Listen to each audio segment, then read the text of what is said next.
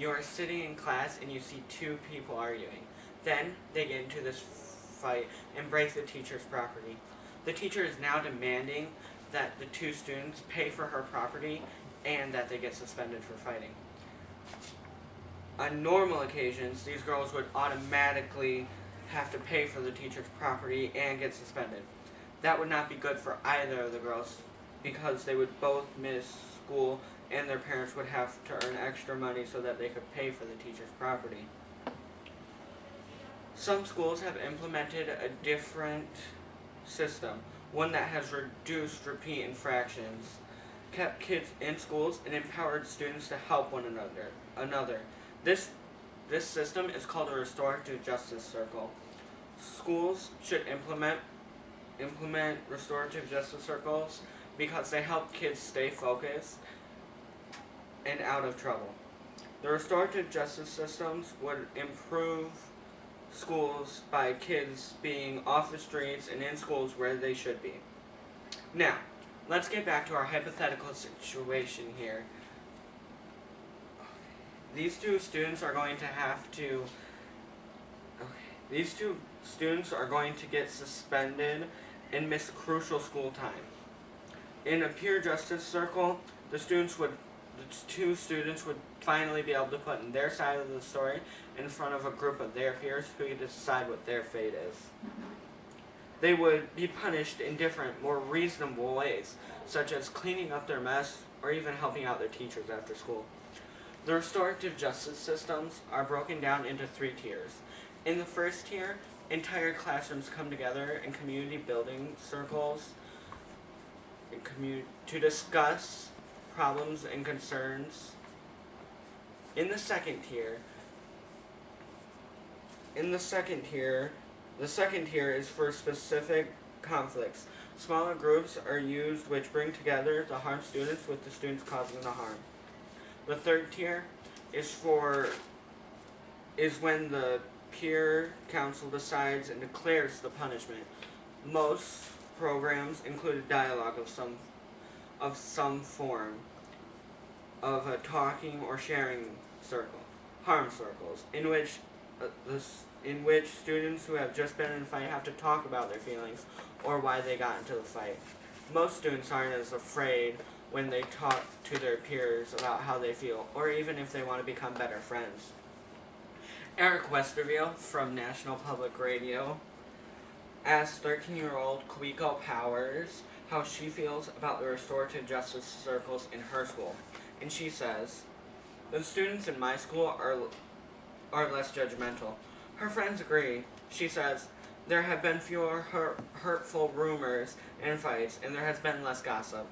It seems easier now to make friends with people because people are less angry and defensive," says 12-year-old Evan Jones.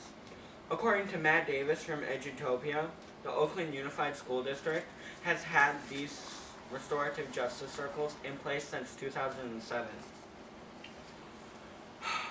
Oakland district-wide middle school has reduced the restorative justice circles in Oakland-wide district middle school has reduced suspension from 50% to 34% in 2011 to 2012 to just 14% in the following 2 years. The Oakland Unified School District data has shown that chronic absences are down dramatically and graduation rates are up at restorative justice schools. By now, these restorative justice circles are probably sound pretty appealing. Well, Fina E. Davis from Edutopia will explain the 8 easy steps to install the restorative justice circles in your school. The first step is access needs, then encourage the school community. Second, involve students, parents, and teachers and community members that are unhappy about the school's disciplinary actions. Third, hire a restorative justice coordinator. A restorative justice coordinator working for the school is ideal. Fourth, plan a series of training, starting with an introductory session at the beginning of the year for as many staff as possible. At the next level, a smaller group is trained to facilitate restorative discipline process that address rule infraction and can be used as an alternative to suspension. Fifth is a school-wide implementation. Sixth, institute restorative discipline. Seventh, involve students in peer restorative practice to train the students to promote and facilitate these circles. Empower them to create a safe and respectful space to talk through their problems. Finally, the eighth step is to be sure you ask them how they feel. Are the relationships between each other better? How about the relationships between the students and the adults? Restorative justice circles have helped strengthen campus communities and prevented bullying. The benefits consist of a reduced likelihood students will get suspended and a more likelihood of having an acceptable punishment. Some people may criticize. They may say that they take up too much time and that time should be spent in school.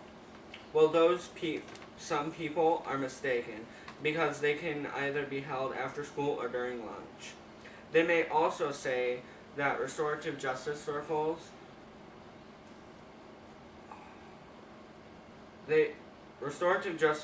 are criticized because the students could be influenced. Well, that would be impossible because just like in a jury, they will be picked out random from classes that the student is not in. Finally, parents may say that their student should not be judged by another student because in that discipline is the principal's job, not the student's. Well, on normal occasions, the students would get suspended, and I hope that you would not want that for your student. For their student, with restorative justice circles, they would both get a chance to stay in school and not have a suspension on their permanent record. Most students that get suspended in most experiences aren't the best students in most experiences. They lose track of where the class is. They start to fail. They tend to give up and stop trying anymore. Soon after, they start to skip class. Then, they just stop going to school. Do you want your students to just give up? Do you want them to thrive, go after their goals, and get what they've always hoped for? Or do you just want to stand on the sidelines and watch your students fail? I know with the restorative justice circles, there'd be a lot less of that would happen. Today, we have learned about restorative justice circles. We have learned about how they help students and schools and the students involved, what people might think, but what will actually happen. What the real effects of these systems that schools have implemented. Please look into this and do what's best for your students. Thank you.